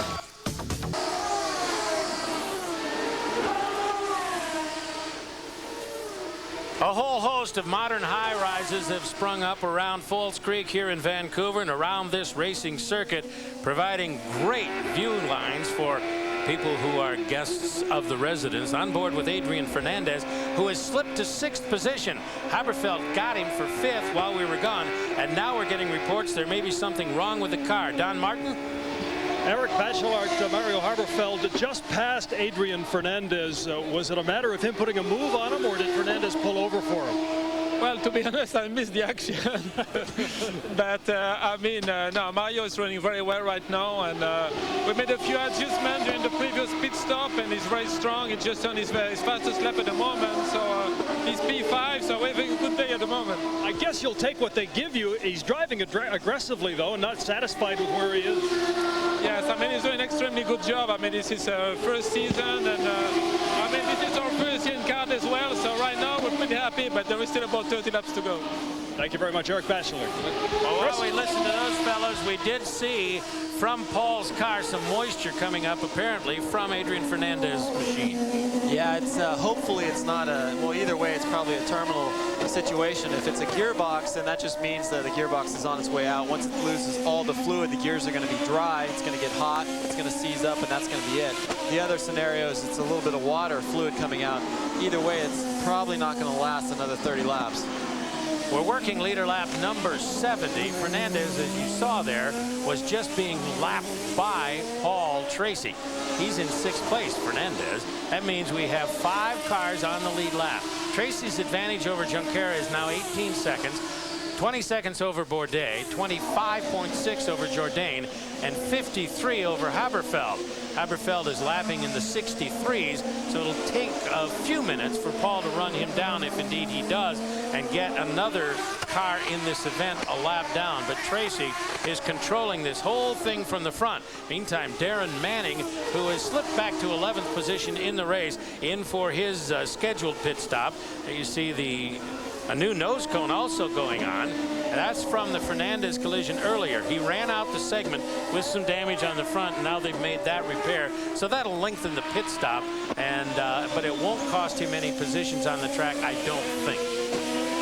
Yeah, and we can see the back of Fernandez's car now with the camera on it, and you can see the fluid now starting to spray out. It's kind of interesting because I don't see it smoking, which is usually a sign that it's oil. So maybe it is, you know, starting to run a little bit hot and losing some water out of the radiators. Onto the straightaway, Paul Tracy, lap 72, 63 second flat that time. There we go with the next car, Junqueira, a bump back there as Pappas is involved. Also Rodolfo Levine and Sébastien Bourdais, and there's some debris on the track upstream from that position, we are told. We'll check on that situation, but right now, Junqueira and Bourdais and Jourdain, the top four, and Haberfeld in 5th position on the lead lap, all continuing to move along. Here is Bruno Junqueira into the corner at the southern end in 6th, and you see the contact there, and again, a piece of bodywork. Is that lying on the track from an earlier incident? Okay, so they just ran over something there. They're lucky they didn't get some sort of a puncture out of that, and the black flag has been displayed for Adrian Fernandez, so race officials have decided he's putting too much fluid down and he's going to have to come to the pit for at least a consultation, if not retirement for the day. Yeah, it's you know, I think it's terminal, and once you get to that point where fluids start coming out, if it's 5 laps to go, a lot of times you can nurse the car along, but you know, it's really easy to pick up something in the radiator out here, or like we were talking about, the gearbox troubles around here. It's so bumpy and so hard on the downshifts that just shocks the transmission into a failure. So Adrian Fernandez is on pit road. He's dropped to 7th position now, and they're going to do routine service. We'll see what happens in terms of his ability to go back onto the course. They shut it down, so that may be it for the day. The pit crews always go through that routine. They just start the normal pit stop pending developments while the engineers and the other people take a look at the systems. Yeah, for sure. I mean, you want to get the service done that you know is going to happen right away, and then it may be a quick fix. You know, it may be that an overflow bottle is leaking a little, or something that can be fixed, and you can get sent back out. So you don't want to fix the problem first and then forget to put the tires on. And Adrian Fernandez now out of the car. Big disappointment for him, running in the top 5. Seemed to be a bit of a contender, perhaps for the podium, and then it all went away. A little bit of contact, and then other things went awry. There's Bruno Junqueira in 2nd place, coming back toward the front, about to complete his 74th lap. Last trip through, he was 19 seconds behind Paul Tracy. This trip through, he is 19.5 seconds behind Paul Tracy. A little change in the gap. 62.8 second lap for Junqueira that time versus 63 flat for Tracy the lap before. So he did actually gain just a little bit. Bourdais now got his 74th lap done. So does Jourdain. And now the gap from Haberfeld up to Tracy is 30 seconds, and he's running in the 105, so he may be tracked down before too very long. There is one more pit stop in this race scheduled for all of the contenders. Paul Tracy and Junqueira and Jourdain are 16 laps away from facing that eventuality. They'll have to come in for tires and fuel, and that will be the last time. And we've now reached the point in the race where they could go at any time and get to the end with just one more pit stop. Yeah, I think they're going to basically judge it on traffic or positioning on the racetrack, and either of them right now, they don't really have a problem getting a clear track. Depending on if they stop and go back out, who they may run into. You know, I think Junqueira really needs a yellow to try and close up the gap and see where he's at, because we're not sure, although probably Tracy's just backed off a little and is just cruising around. Who knows, maybe Junqueira has something for him if they can get gapped up. Well, the gap this time through, with the race 3/4 done, is 19.4 seconds back to Junqueira from Tracy.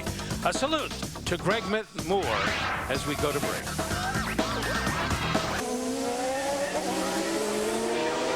Welcome back to the Molson Indy Vancouver with Adrian Fernandez, just retired from this event. And Adrian, boy, this is a struggle this weekend. You struggled to find the setup and qualifying, and what has put you out early?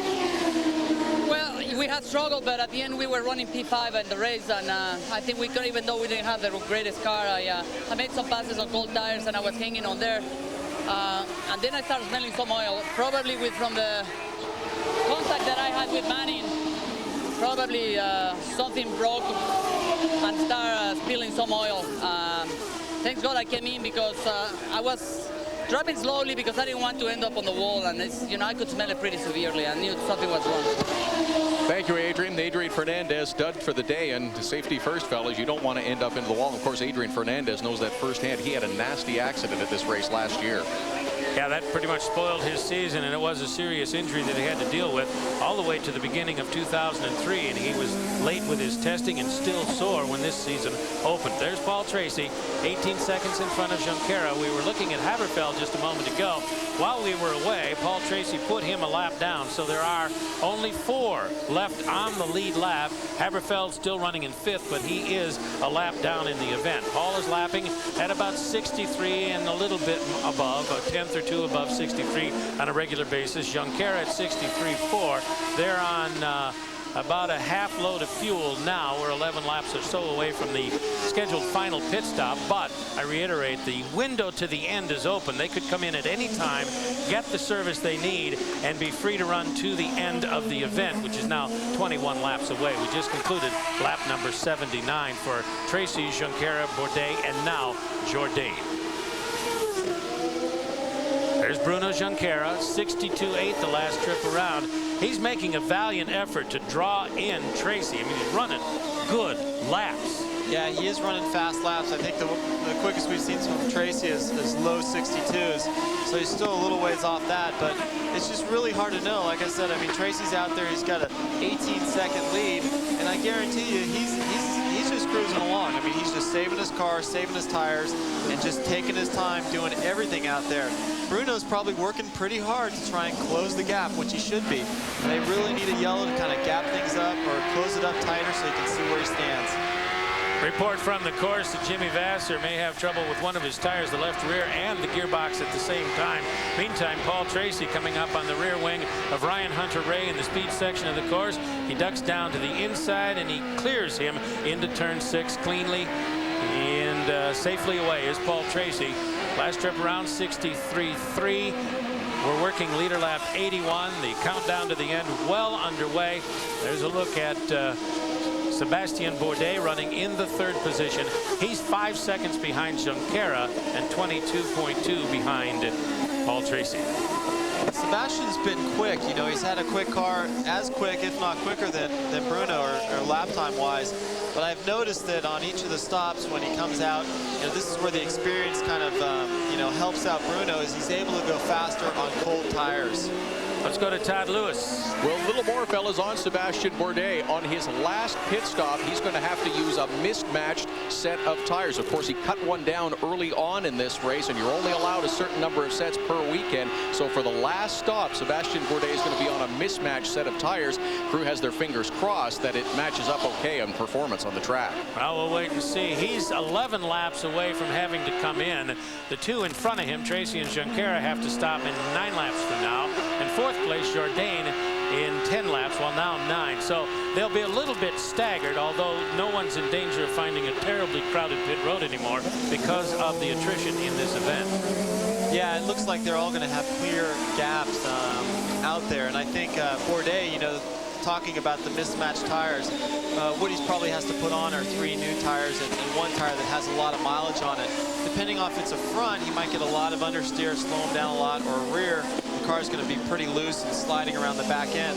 But either way, it's not a great scenario because new tires are always faster than old tires. Paul Tracy, 63.1 last time through. 82 laps are done. He's in turn 4. And there's a look at Mario Haberfeld coming onto the straightaway now to conclude another lap. Let's see what he does this time around. Now he's got a 72nd lap, so his pace is off lately. Don't know if there's anything particular going wrong with the car, but he's pretty safely in that 5th spot, at least for the moment, with Vasser in 6th position and apparently having some trouble. Well, wait a minute now. He's all over the racetrack as traffic moves on by. Maybe he does have a problem. Yeah, he stepped out pretty sideways there, gathered it up. It was right at the same time that he was being passed by somebody on the inside. It might have surprised him just a little. That section of the track leading into turn 5, you're accelerating hard. It's real bumpy, and you're not really looking in your mirrors. You're trying to line up for turn 5, which is a blind, you know, 5th gear corner. Well, Junqueira had just lapped him, and Bourdais was the one that was going by on the Quebec Street straightaway. And if it startled him, it really upset him, at least for a moment. But he was able to grab the car. Paul Tracy dealing with traffic now as well. His lead over Junqueira down to 16.9 seconds. Once again, 63-second flat is about the lap that Tracy runs each time around. He's done 83 laps now, and he is coming up on Mario Dominguez, who's had his share of difficulty today. Careful, Paul, tread lightly here. Yeah, Mario's definitely had a few problems out there, you know, on the start and then running into Patrick, so it looks like he gave way pretty easily there. And Paul with a wave, thanking him kindly for that. Let's go downstairs now to Don Martin. In Jimmy Vasser's pit, where the word is he's lost third gear, he can manually hold it in there so he can continue to drive, but that explains his loss in speed and perhaps some of the erratic movement out there from Jimmy Vasser. Paul Tracy, meantime, has cleared all the traffic, and he's got more than half a racetrack of clear pavement before he gets to Michel Jourdain all the way on the lower loop. So Paul Tracy has got over a mile of clear track in front of him. He's not going to have traffic for a long time. Yeah, he's he's just in cruise mode right now, just gapping and just getting comfortable in the car. You see him when he comes into the pits, they're not making any changes, and even when he lines up to stop in the pits, he's not in a big hurry. There's no tire lockup, sliding in. He's just doing everything as easy as possible to make sure he makes no mistakes. On the lower loop, turns 7 and 8, an arcing corner here. You kind of set it and go through the whole thing in the same gear, and then up to turn 9, the left-hander, and set up for the chicane. Yeah, turn 7 and 8 is a long duration, sort of a double apex type turn. And you get in there and it's really smooth, and most people are waiting for the front end to turn across the middle of the corner. The car just doesn't want to turn very good there, and you see some guys use a little bit of the curb on the inside again, which helps pivot the car and gets them a little straighter shot coming off of there. Through turns 1 and 2 now is Tracy. 85 laps are done, 5 laps away from the scheduled pit stop in turn 4 under the bridge. A lot of bridges around here, as evidenced by the breakup from the onboard cameras in all instances. There's just no way around it in Vancouver, the way the course is configured.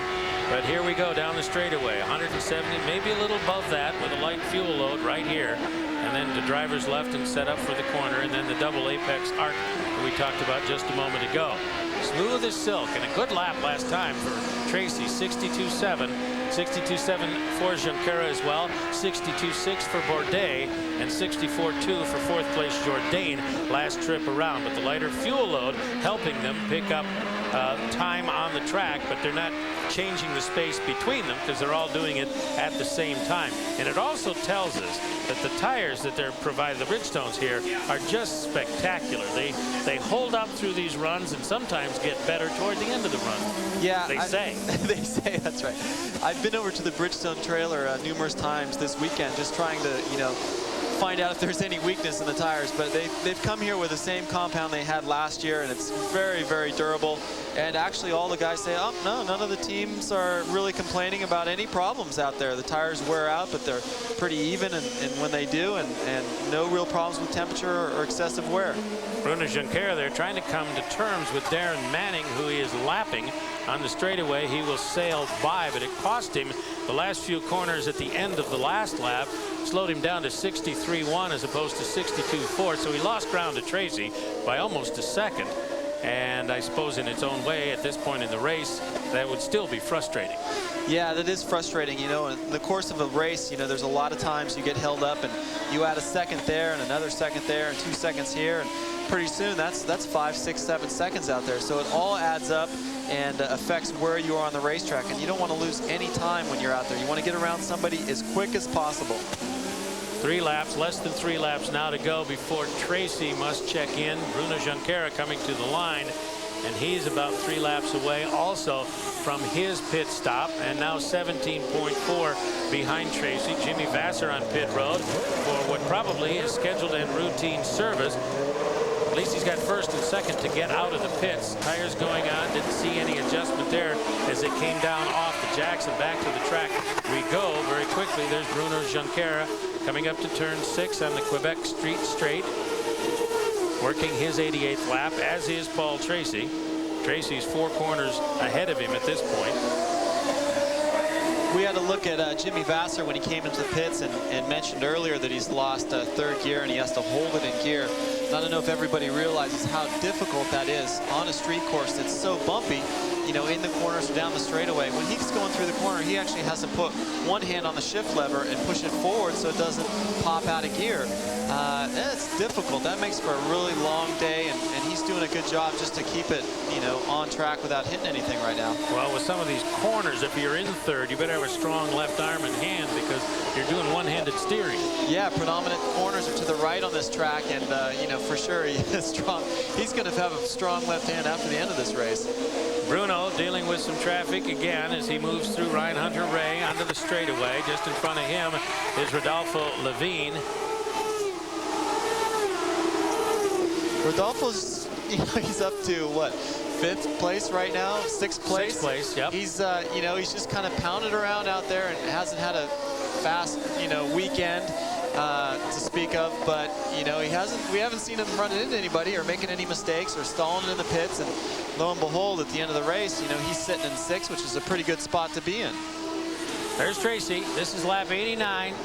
Next time around, he'll come into the pits for the last time. We're 11 laps from the end, and here comes the equipment over the wall. All blue clad except one other fellow in black and orange, and that is the official on hand to make sure they do it right. Yeah, I think all eyes are on him. This is critical. You know, this last part of the race is so difficult to watch or to drive because, you know, you don't want to make any mistakes out there, and especially, you know, it is his race to lose right now. He's such a huge advantage. I don't see him making any mistakes, any problems, because I just don't see him, you know, failing under pressure there. Here he is, working at the lower loop. This is turn 9 just ahead, the left-hander's chicane, and then into the pits. This time he'll stay to the right-hand side of the road right after this complex of turns and head down to the pits, hard on the brakes and down to the speed limit, and then to the other end where he will get the service necessary. They've been perfect twice. Odds are they'll be perfect 3 times. Yeah, this is a long road right here for Tracy, coming down at 50 miles and 60 miles an hour. It's you know, it takes forever to get down there. So they're ready. We'll let you watch. Here he comes, totally under control. He's hit the marks twice, now thrice. Up it goes. Tires already off. Watching for adjustments. Haven't seen one yet today. Don't think we're going to. And he's away. Here comes Bruno Junqueira in 2nd place, trailing by 16.9. Last trip around into the pits. He hasn't had adjustments either. And off he goes. His trouble was his stall earlier on. Bourdais into 2nd, but he's due for a pit stop in a couple of laps. And here he comes up on Paul Tracy. Now Bourdais is on hot tires. Paul is on cold tires. This is interesting because obviously Bruno's teammate, and if Bourdais can get ahead of Tracy and hold him up a little bit, then that's going to help Bruno. And I'm sure the team is saying, hey, get around this guy, get around him, and you know, and not hold him up, but slow him down a little bit. So Paul Tracy, on his out lap from his 3rd pit stop, has Bourdais, who's running in 2nd in the race. So this is for position, albeit Bourdais would have to stop in a lap and a quarter from now anyway. In fact, he's going to do it now. So he peels off 1 lap before he absolutely had to, and will get the service necessary. So he goes into the pits, and Tracy sails off by himself, and he has once again a third of this racetrack of open pavement before he's going to encounter any traffic. Sébastien Bourdais getting his final pit stop. He's actually had a half a dozen stops in this race. You were pointing? Yeah, actually on Bourdais, when we're talking about the mismatched set, right, you could see the new tire go on the left front. So actually he had scrub tires on all 3 corners and a brand new tire on the left front, which shouldn't really hurt his speed so much. It'll just make the front end actually turn a little bit better. So Bourdais has his final pit stop. He's on course. Junqueira as well. Tracy's out there working leader lap 92. We're in the final moments. Paul's looking at a double.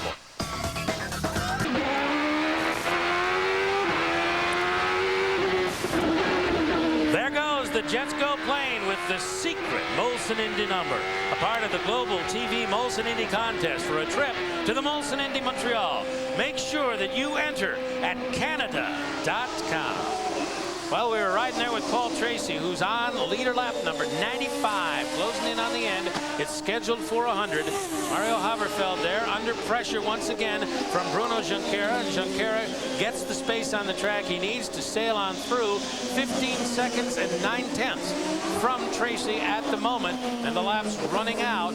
They'll not have any more pit stops. They've got 6 laps to go, a little under 12 miles, and we'll have a verdict here, one way or the other. But so far, even though he gave up the lead at the beginning and a questionable start, it has been a Paul Tracy day. Yeah, the two key events that happened are, one, the start where he was actually in front of Paul, and it looked like Paul was going to have a hard time getting around him, and actually couldn't even really stay right on him. Wasn't really attempting a pass until they told him to move over. And then the second part was stalling in the pits.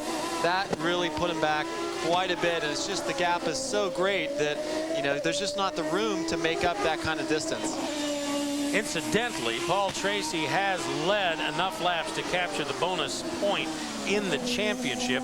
Actually, he passed that point in the race a while ago, but we'll make it official right here. So he now has 142 points to 125 for Bruno Junqueira.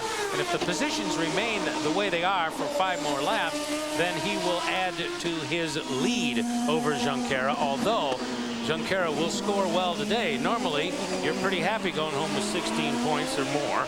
But in his case, he'll probably be a little disappointed because he's not going to gain any ground. Yeah, it's, you come into a weekend, you want to, gain some ground and leave the weekend with some hope that you're actually making some progress. The races are kind of not really winding down. There's plenty of room to kind of get some points here, but you're dealing with now a guy that's won a few races and been consistently fast in the case of Paul Tracy. And you just wonder, okay, what kind of course, am I going to go to where my car's going to be better, I'm going to drive better, and I'm going to be able to be the guy that goes home with a little extra points. 96 are in the book, working leader lap 97. That's Michel Jourdain coming up on the end of his 96th lap, and the leader has gone through. There's Junqueira crossing the line. Now he's 15.3 back and 4 laps from the end of his exercise today. Sébastien Bourdais is another 14 seconds adrift of him as Bruno gets over to the speed section. 4 laps, 20 shifts or so per lap, 80 times in the gearbox. I mean, there's a lot of mechanical action going on here in the last 4 laps, and they're tired race cars. So even with this short distance to go, a lot could still happen. Yeah, you just never know. These cars, they run hot. Everything about them, whether it's the brakes, the motors, the drivers, the entire distance. It's pretty interesting, actually. Sometimes the car will not brake on the racetrack. It'll brake actually coming into the pits. And although we've had all of our pit stops now, you just never know, never know what's going to happen. Bourdais off turn 6. The lower loop is where he is right now. Another interesting aspect of it, I mean, given the way the pit stops broke today, we knew there would be one short segment for them. 10 laps at the front, 10 laps at the end. Somewhere there was going to be a very short segment. Normally, you don't have tires this fresh at the end of a race. Yeah, normally at the end of the race, you're just nursing along. You don't want to stop. You're nursing along the old tires. They're kind of working on pretty decent rubber here that's got maybe half the mileage on it. And also with the tires being pretty consistent and pretty durable, you don't see a lot of them sliding around right now, fighting for position. Darren Manning right there. He has dropped back in the standings a little bit and then back forward with some activity lately as he's gotten by Ryan Hunter-Reay in just the last few moments. He's a couple of laps off the pace in the event, but now running in 5th position once again. So a good day for him, this youngster, in his development year in Champ Cars, if you will, with Derek Walker doing a nice job in the sunshine of Vancouver. And 5th place, 10 points, you can take that. Yeah, that's a good weekend. Anytime you can get some points, some people think, oh, well, I finished 5th or I finished 4th, but, all these people broke. Well, you know what? That's part of racing. Part of racing is actually getting to the finish line. And, so you're a couple laps down or you're 1 lap down, you're still in 5th, and you're still ahead of everybody else who either broke or made a mental mistake or, had an accident. If he stays in 5th, it'll be a career best finish. Ryan Hunter-Reay in 6th position in the 31 car. If he stays there or goes better, it'll be a career best for him. And also Levine, who is in the 8th position in the race. If he stays there, it'll be a career best for him. So breakthrough moments, in a way, for a whole bunch of these folks. In the meantime, Paul Tracy's working leader lap 99. He's less than 2 laps away from home. But that's a big day for those youngsters. For sure. You got to get some points on the board, and even if it's a race with a lot of attrition, still still, you know, you get up there, you kind of maybe help your confidence a little bit. The team gets fired up. They get paid a little bit more, and so it's good for everybody. 1.7 miles left for Paul Tracy. He has seen the white flag. Lap number 99 is done. Turn 3 is behind him, and here's turn 4. Then it's all the way to the top of the gearbox at 170 miles an hour on this straightaway. Paul Tracy, he can feel it now. Coming down to turn 6, hard braking here. Yeah, not much sliding around going on in this last lap. He knows he's got it in the bag, so he's just going to back off a little bit and make sure that there's no errors and no mistakes. Last time through the lower loop today for Paul Tracy. The toast of the town, certainly in Vancouver, the toast of Canada, approaching the conclusion of this second straight event for the Champ Cars in Canada, and it's going to be a Tracy double, it would appear. Couple more corners. Here we go. 11, 12, straight away. It's his. Paul Tracy wins in Vancouver. Career victory number 24. And he scores maximum points on the day, leading the most laps, picking up 20 for the victory. He had the pole. He nearly had 23 points in Vancouver, all told, except for the penalty, and the donuts are underway. Huge day for him. Here comes Bruno Junqueira. Second is his. We're waiting for the arrival of Sébastien Bourdais to conclude and complete our podium, and there he is in the number 2 car. And off they go. Paul Tracy, to the delight of the fans in the gold grandstand at the end of the straight. Donut after donut after donut, and he'll bring it back around. And in a few moments, we're going to talk to him. But a huge day for Tracy. The momentum is there. We talked yesterday a little memo about the penalty. Could it get into his head? Would it bother him?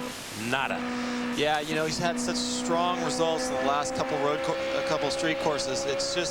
It's going to get in the heads of everybody else. I mean, and they're not just, you know, a second or 2 lead. These are dominant performances where he's basically set the pace and just, you know, run his own race. So this is going to be tough for guys, other teams, to figure out how to beat him. You hear the crowd all around the course on their feet, yelling and screaming for Paul Tracy, and he responds with the waves at the reduced rate of speed. He is a hero, no question about it. He's a brilliant race car driver, and he is absolutely in his prime.